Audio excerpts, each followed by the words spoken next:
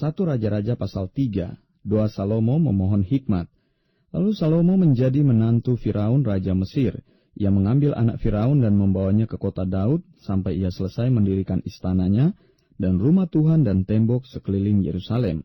Hanya bangsa itu masih mempersembahkan korban di bukit-bukit pengorbanan, sebab belum ada didirikan rumah untuk nama Tuhan sampai pada waktu itu.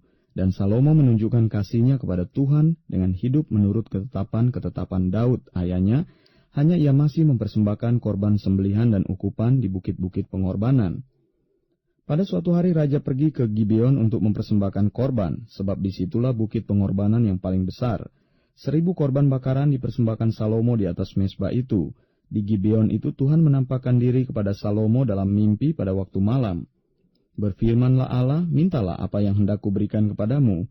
Lalu Salomo berkata, engkaulah yang telah menunjukkan kasih setiamu yang besar kepada hambamu Daud ayahku, sebab ia hidup di hadapanmu dengan setia, benar dan jujur terhadap engkau, dan engkau telah menjamin kepadanya kasih setia yang besar itu, dengan memberikan kepadanya seorang anak yang duduk di tahtanya, seperti pada hari ini. Maka sekarang ya Tuhan Allahku, engkaulah yang mengangkat hambamu ini menjadi raja menggantikan Daud ayahku. Sekalipun aku masih sangat muda dan belum berpengalaman, demikianlah hambamu ini berada di tengah-tengah umatmu yang kau pilih, suatu umat yang besar yang tidak terhitung dan tidak terkira banyaknya. Maka berikanlah kepada hambamu ini hati yang faham menimbang perkara untuk menghakimi umatmu, dengan dapat membedakan antara yang baik dan yang jahat. Sebab siapakah yang sanggup menghakimi umatmu yang sangat besar ini? Lalu adalah baik di mata Tuhan bahwa Salomo meminta hal yang demikian.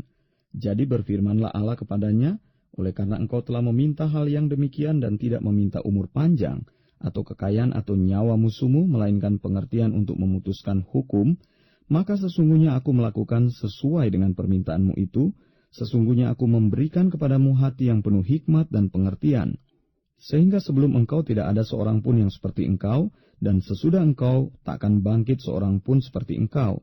Dan juga apa yang tidak kau minta aku berikan kepadamu, baik kekayaan maupun kemuliaan, sehingga sepanjang umurmu takkan ada seorang pun seperti engkau di antara raja-raja.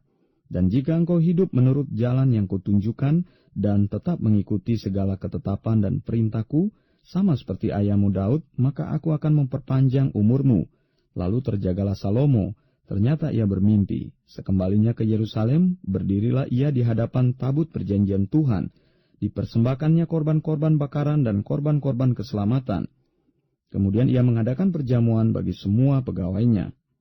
Hikmat Salomo pada waktu memberi keputusan. Pada waktu itu masuklah 2 orang perempuan sundal menghadap raja, lalu mereka berdiri di depannya.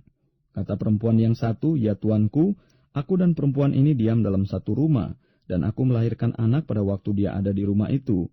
Kemudian pada hari ketiga sesudah aku, perempuan ini pun melahirkan anak. Kami sendirian, tidak ada orang luar bersama-sama kami dalam rumah, hanya kami berdua saja dalam rumah. Pada waktu malam, anak perempuan ini mati karena ia menidurinya. Pada waktu tengah malam ia bangun, lalu mengambil anakku dari sampingku, sementara hambamu ini tidur. Dibaringkannya anakku itu di pangkuannya, sedangkan anaknya yang mati itu dibaringkannya di pangkuanku. Ketika aku bangun pada waktu pagi untuk menyusui anakku, tampaklah anak itu sudah mati. Tetapi ketika aku mengamat-amati dia, pada waktu pagi, tampaklah bukan dia anak yang kulahirkan. Kata perempuan yang lain itu, bukan. Anakkulah yang hidup dan anakmulah yang mati. Tetapi perempuan yang pertama berkata pula, bukan, anakmulah yang mati dan anakkulah yang hidup. Begitulah mereka bertengkar di depan raja. Lalu berkatalah raja, yang seorang berkata, anakkulah yang hidup ini dan anakmulah yang mati. Yang lain berkata, bukan, anakmulah yang mati dan anakkulah yang hidup. Sesudah itu raja berkata, ambilkan aku pedang. Lalu dibawalah pedang ke depan raja. Kata raja, penggalah anak yang hidup itu menjadi 2, dan berikanlah setengah kepada yang satu dan yang setengah lagi kepada yang lain. Maka kata perempuan yang empunya anak yang hidup itu kepada raja, sebab timbullah belas kasihannya terhadap anaknya itu, katanya, ya tuanku, berikanlah kepadanya bayi yang hidup itu, jangan sekali-kali membunuh dia. Tetapi yang lain itu berkata, supaya jangan untukku ataupun untukmu penggalah. Tetapi raja menjawab, katanya, berikanlah kepadanya bayi yang hidup itu, jangan sekali-kali membunuh dia, dia itulah ibunya. Ketika seluruh orang Israel mendengar keputusan hukum yang diberikan raja, maka takutlah mereka kepada raja, sebab mereka melihat bahwa hikmat daripada Allah ada dalam hatinya untuk melakukan keadilan.